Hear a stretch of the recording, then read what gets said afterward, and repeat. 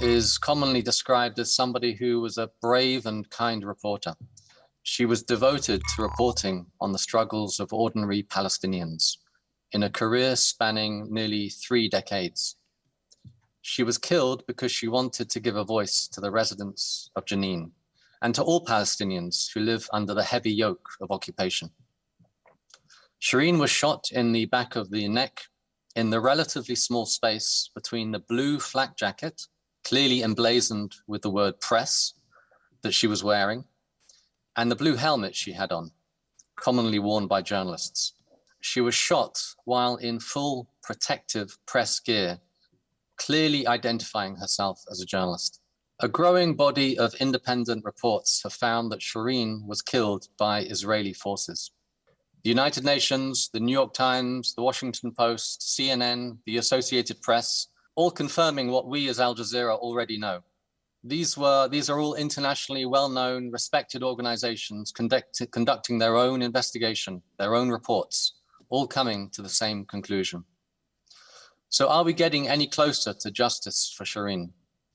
As her niece, I was always worried for her, but she would reassure me that we are journalists. We are protected. Don't worry. But on May 11th, I woke up to the worst news of my life. My aunt was killed in Jenin. The bullet that killed her changed our entire lives forever. As a family, we are still grieving, still mourning, and still in utter disbelief that our one and only Shireen is no longer with us. Not once did I imagine that she would be the breaking news and not the one breaking the news. Every day since she was killed is May 11th for me and for my family. No need to repeat that the widespread impunity obviously strengthened the perception that perpetrators of crimes against journalists face no judicial consequences, and as such, it becomes a very easy way to silence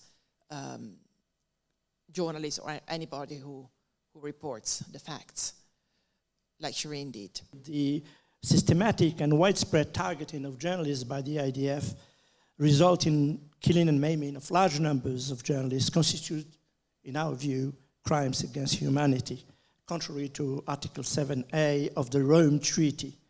What is committed is part of a state policy to silence the Palestinian media. What we are requesting briefly are that the ICC open a criminal investigation. They've got the legal ground to do it.